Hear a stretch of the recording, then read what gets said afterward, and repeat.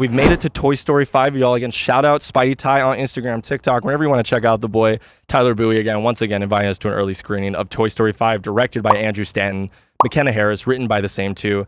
Starring a lot of your pals, man. Tom Hanks, Woody, Tim Allen as Buzz, Joan Cusack. I've tried this 4 times. We're just going to run with that one. As Jesse, Conan O'Brien as Smarty Pants, our guy. We worship the church of Conan O'Brien. That's the GOAT. And Greta Lee as Lilypad, the kind of antagonist of this film, I guess, kind of like in his own vein. We're going to get into that in the spoiler section probably.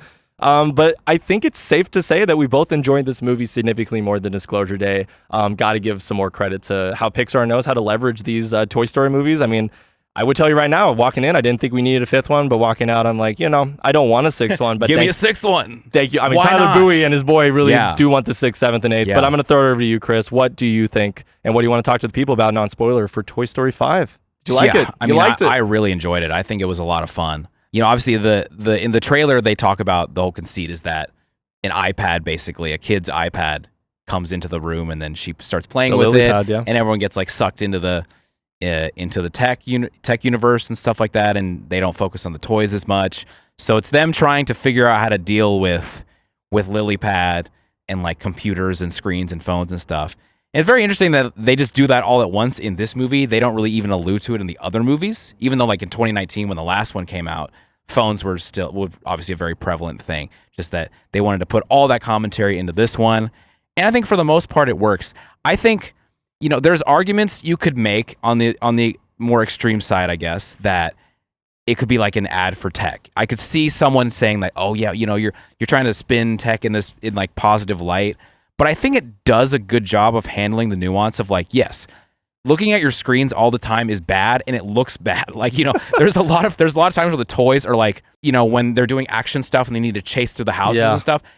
You look into the windows, right? Yeah, one of the main things of the first 4 movies is that people would always be looking. So you'd have to like make sure you drop in place and freeze so that the humans don't know that the toys move. This time they didn't have to worry about that because all the humans are like looking at screens and they can run straight to the house. They don't care. And nobody notices. Homie's dad did not care. He was on Zoom. He was messing with the Zoom background. Can you hear me? Can you hear me, Jeff?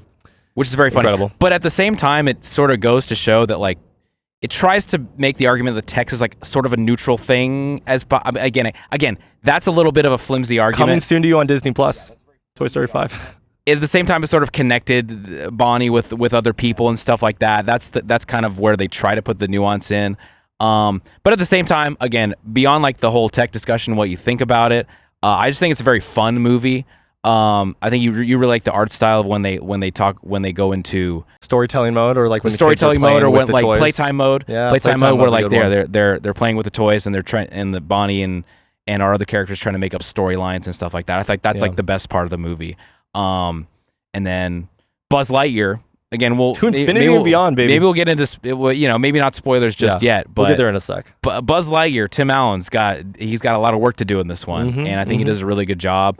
It's interesting to see also too, because Jesse is kind of the main leader of the pack, because Woody sort of, I mean, obviously Tom Hanks is still in the movie, right? But Woody kind of makes the decision to like go with Bo Peep and rescue lost toys. Number 4 was his movie. Number for that 4 was his reason. movie. He's like, okay, like I'm gonna like move on from this being owned by an owner thing, and I'm just gonna go out and help Bo Peep with stuff, because he loves Bo Peep. And now it's just left to Jesse and the rest and Buzz to like manage all these toys and like make sure that Bonnie's happy and stuff like that. So Jesse really takes it on herself in this one to stand up to Lilypad and like see what's going on with that. So true. Interesting dynamics, I would say. Yeah, and I mean, I'll start by saying that I came in with astronomically low expectations, but a great joy to watch another Toy Story film with many of my closest friends. It is something that I didn't think at the very beginning caught me at all. I really think in the first 20-30 minutes of this film, I was a little worried that I was really going to have to hate on this a little bit. I saw it before Disclosure Day.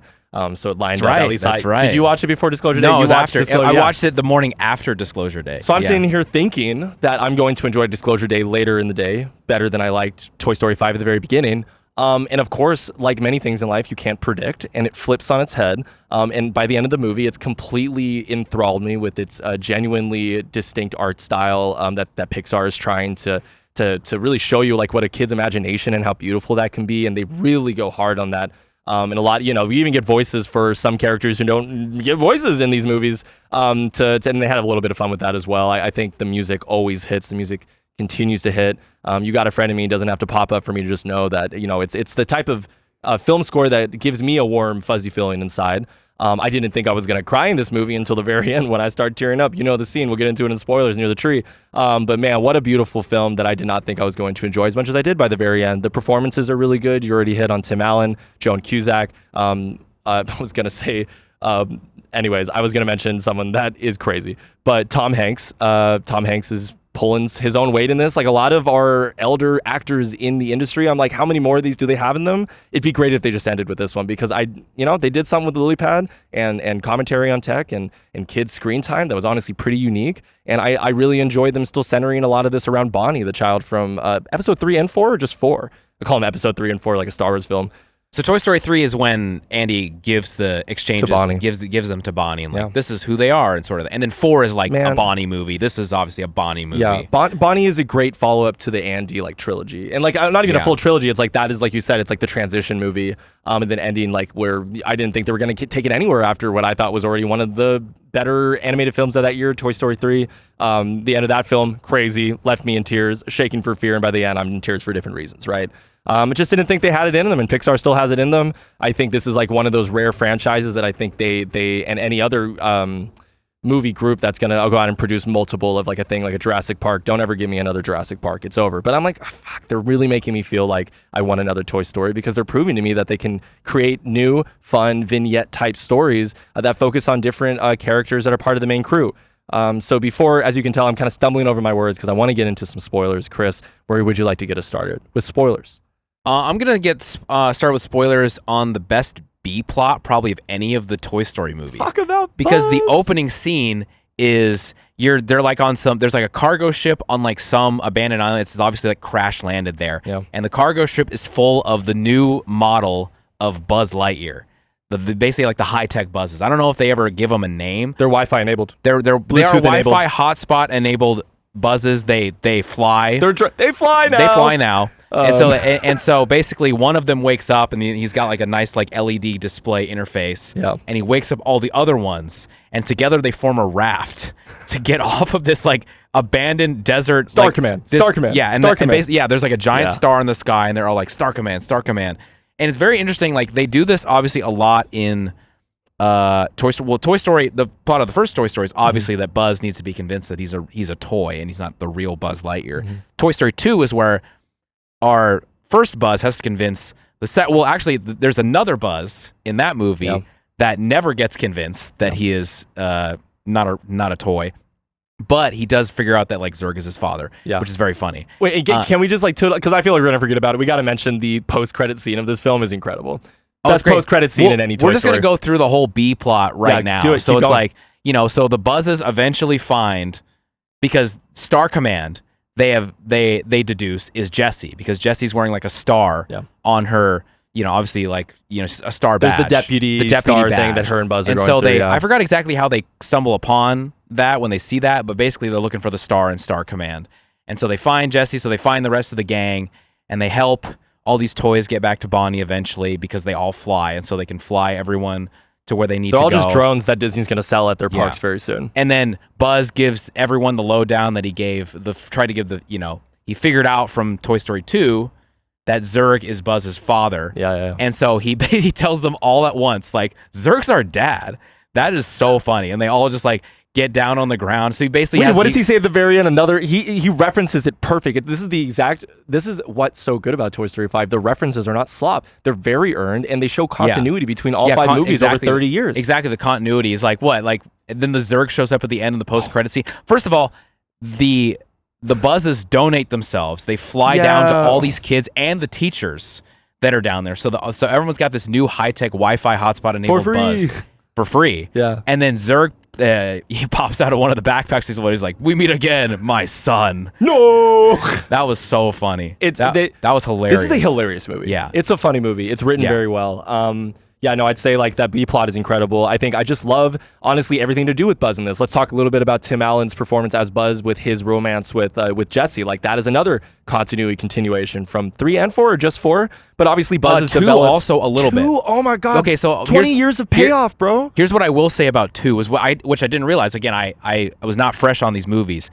You know, Woody and Jesse are like implied love interests in Woody's Roundup, which is the show that they used to be on as like puppets and stuff like that. But then the movie immediately, to its credit, like makes the turn to like, oh no, they're just friends. They're brother and sister. Like Woody it's established he's really into Bo Peep, and they keep that together.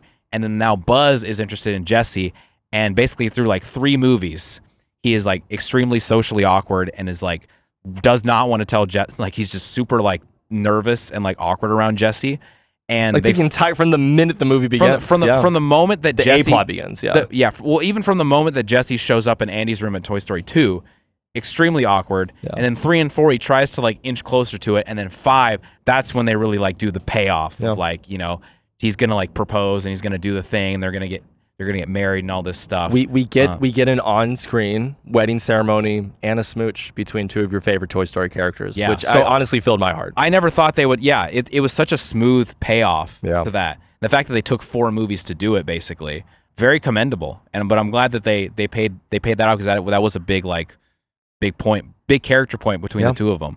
I mean, dude, I didn't even think, like, going over to the lily pad conversation too. Shout out Greta Lee.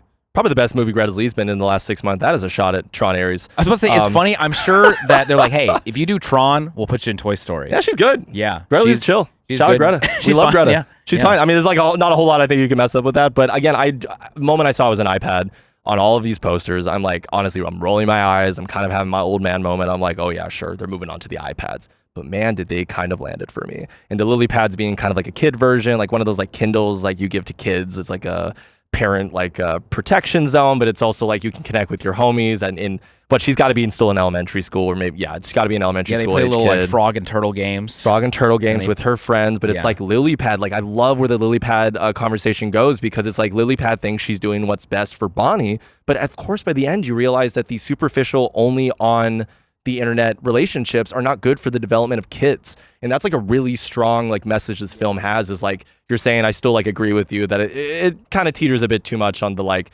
tech is good, toys are good, because at the end of the day I just can't help but look at it in my older years about being like Disney is trying to sell all this shit. Yeah. But also, you know, in moments like that, I'm like, I'm just gonna appreciate that for what it is. And she low-key is like, I'm gonna donate myself, because I feel like I've really messed up Bonnie's life from the bullying she's going through right now. I think that's a good way. You articulated probably what I wanted to say, so I'm glad you said that. Because the fact that like that lily pad is sentient and like thinks about like all the toys, and even the little like fingers to like move around. Yeah, I know. Crazy. Even like the tech is like, she's sentient and she's like, she knows code. I've done a bad job. Like from a character perspective, I liked that. It was like, okay, like I can do everything.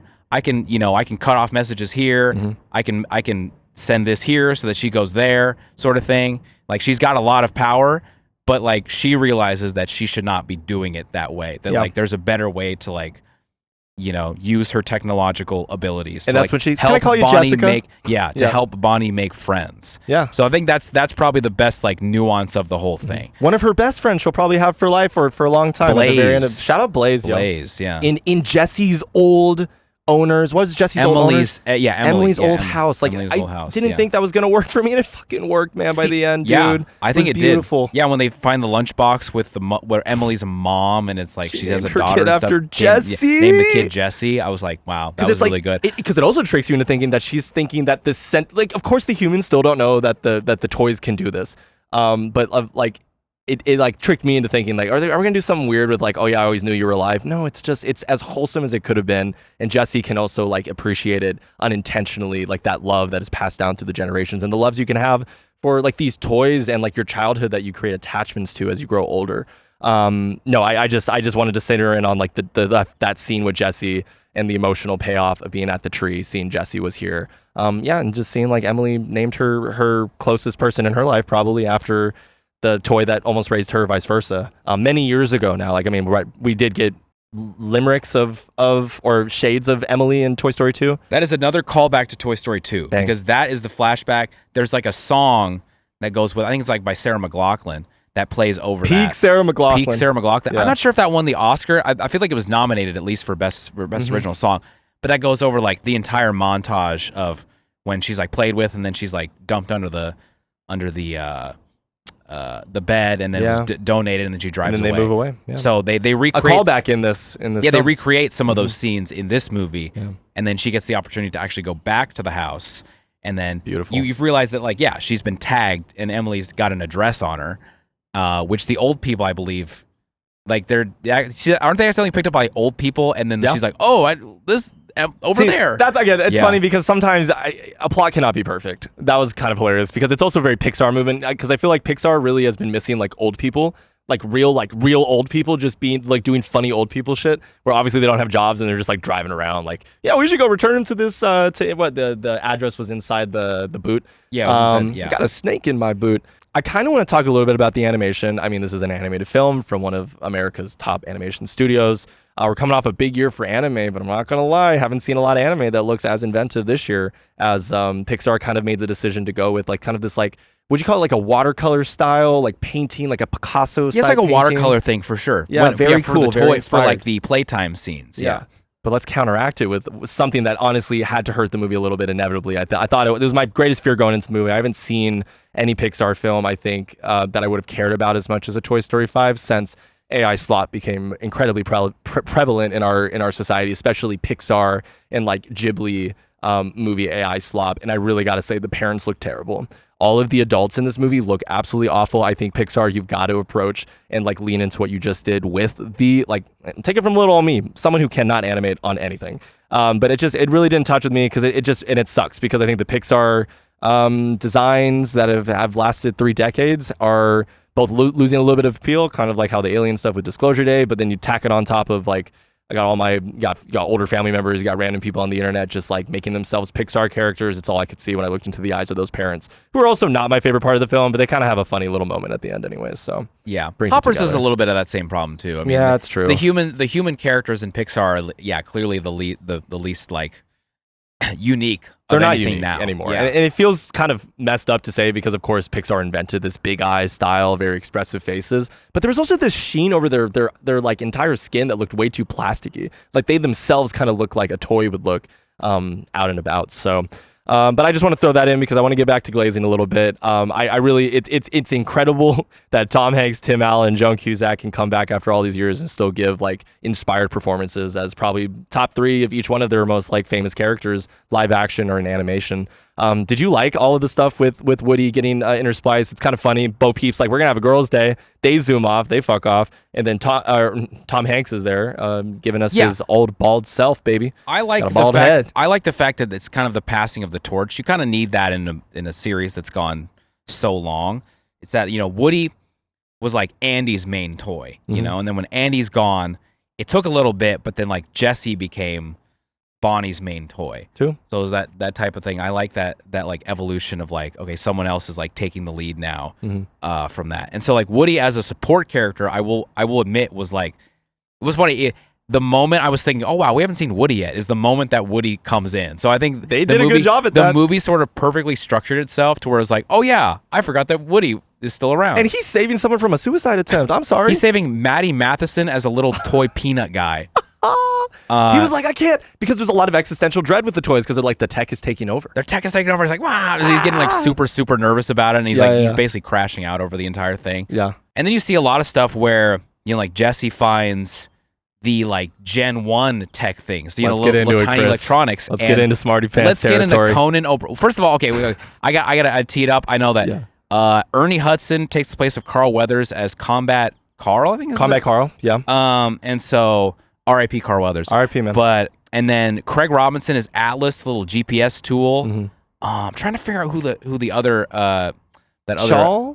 No, that's Trixie. That's Trixie. That's the dinosaur. Tony Hill's back as Forky. Yeah. But I will say, okay, Conan O'Brien, a Smarty Pants, top 5 stars, 5 out of 5. Top 5 it's incredible. Funniest Pixar characters ever. It's just Conan, and I love Conan. I love the Conan's like antics, and he's basically just doing Conan antics, but as a potty training toy. You said you think he wrote his own lines. I would believe it. It just sounds like he. Like a Conan O'Brien travel show or like a Conan O'Brien like skit on like a late night thing. Yeah. Where he's just like he's just up to no good. He's just like saying just random shit. Yeah. And it's all funny. And he's like really getting into the delivery. Like he is as animated as they animate him. Yeah, as exactly. Smarty Pants. And you gotta love that they made him a poop machine. Poop machine. It's a potty trained machine. It's almost like Conan himself requested that he would be a potty training poop machine, and so he can make a bunch of poop jokes.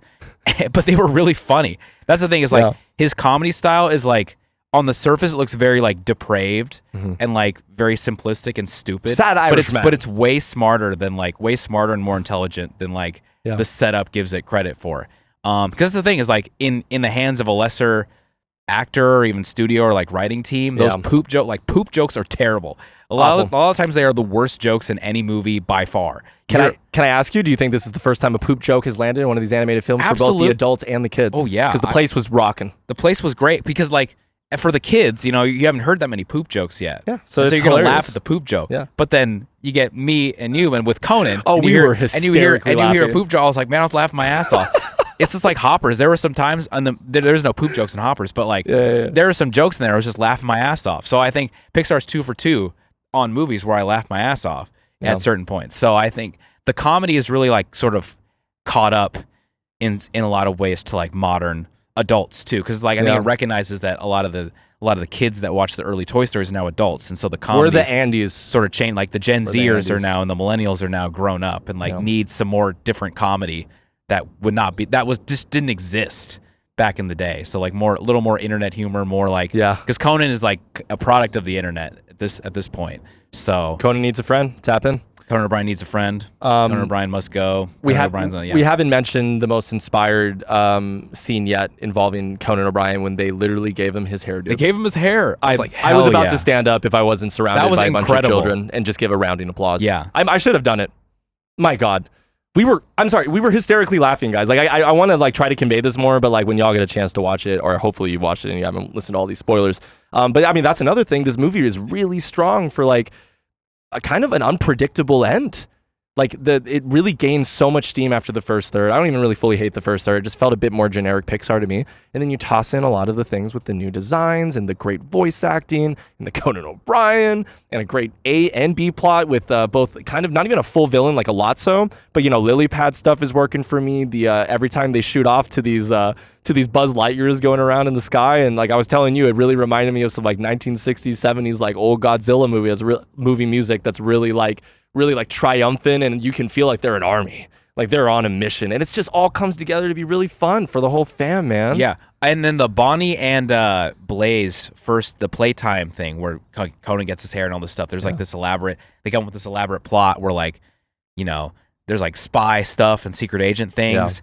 And then Bullseye happens to be like the twist villain of the whole thing, and he is voiced by Alan Cumming. So he's voiced by Alan Cumming. Yeah, that's Alan Cumming. So like Bullseye gets in that skit, gets awesome. A voice for just the one and only time, and I thought it was hilarious. Everything he kills it. Everything about the playtime scenes, probably like the best little sequences, pockets of the movie. I think both for style and for substance, because it makes you feel like like you're really. I think that's one thing that all the Toy Story movies have done really well in their own ways since the second one, where, you know, like the playtime scenes where like they're acting out the scenarios, they're doing the scenarios, and like they make them feel like real. Yeah.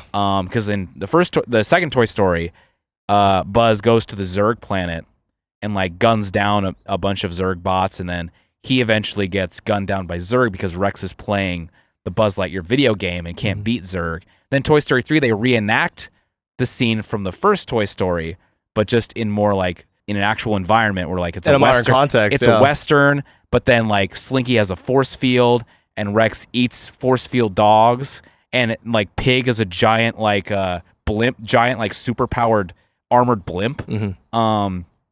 And that was great too. I'm trying to think if Toy Story 4 has an equivalent of that. I can't really remember. So I'm going to say Toy Story 4 probably one of the least memorable, but still a good movie of the five. That's the thing. It's the least probably good. Number 5 for me. It's not a bad movie. Yeah, it's the least good of the 5. We can rank the Toy Stories after this, but anyways, like the playtime scenes, when I can remember them, they're like very, very strong. And I think this one is no different. It looks a little different this time. Which looks a little different, and like different in a great way, as we said many times. But, you know, movie ends with Bonnie and Blaze as best friends, and my heart full. And had a grin on my face. I didn't think I thought it was gonna carry through to later in the night, and I'm happy. I'm sad to report, obviously, as you all know, it didn't carry through, but I'm happy to have experienced in the moment. Would love to see Toy Story 5 again when it has a general release here after we're recording this. Chris, tell the people, where's your rating?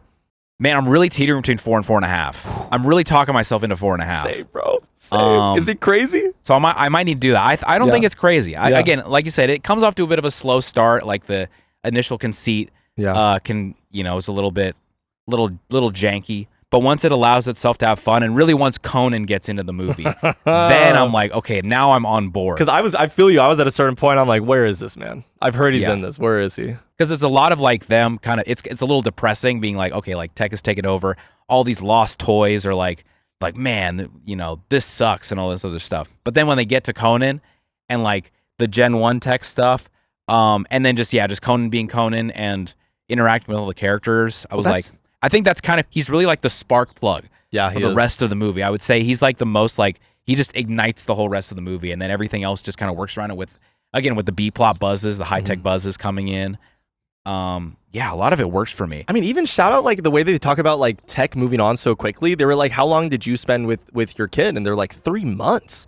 The Conan O'Brien Gen 1 tech gals and boys are just like, we only knew her for 3 months, but we still love her. That's true. They barely saw her. Yeah. Whereas like, that's true. The toys have a lot of experience because their kids grew up in like the 80s and 90s and stuff like that. 90s, yeah. That's the other thing I like too. Again, we've touched on this a little bit, but like, Woody was Andy's toy. Andy was a very like outgoing kid. It seemed like they never really showed him struggling making friends because it didn't seem. And he seems like when he becomes like a teenager, like a charismatic dude. When he goes off to college, he seems like very well adjusted, like to everything. But Bonnie obviously is like extremely shy. She like needs, like the company. She needs like the escape that like the toys give her, and so like. The struggle for both her and both the movies is like, okay, like I can't make any friends. Right. And like the technology, like you think it helps her at first and then it hurts her, but then it like tries to like help her again sort of thing. So it's just the continuing struggle of like Bonnie like trying to make a friend, and then like she makes a friend at the end. I was like, damn, that's so nice. Yeah. Oh, man. Chris, I think I did it. I'm gonna say with the stipulation, it's a 4.5 out of 5. Okay, I thought you were gonna say 5. I gotta go on Letterboxd and I gotta change it because I came out of it. You remember I said 3.5 and I was like, oh no, it's a 4, and then I was like, oh baby, I kind of love this film. It's one of the better films we've seen this year. I think we've talked ourselves into 4.5s. I mean, it's very impressive. That was a large bug. Hope you all got to see that on the camera. But no, I really do think like the B, like I just keep thinking about that damn B plot and how fun and creative and hilarious it is. And the references are great. The A plot is really smart. Like you get to see Bonnie kind of have like a close on character development. And this is what I will say. I will come back for you, Pixar, if you ever make a 6th one of these. This has to be the last one. This was perfect way to end the series. Buzz and Jessie are getting married. Bonnie made a friend. My boy Woody's going back to living his great life with Bo Peep. Like everyone kind of seems they're in a good, healthy place. And I don't think there's any other technology in the world right now that could give you a reason to make. I mean, I don't want to see this with AI. Like the kids with the tablets, that's a great way to make an excuse to make a 5th one and then make a really good 5th movie. So I'm going to settle on a 4.5 out of 5. Y'all have heard why we love it. But anything else to say before we get into the rankings? Other thing that I was just thinking about was a part of the B plot, the buzz. I thought it was really funny when they're in the forest and they're still trying to look for Star Command. Yeah. And then they all like see a human, so they all have to duck. Well, also the first thing too is like earlier on in the cargo ship, the cargo like area, they all drop because, and then they didn't realize like, why did we drop?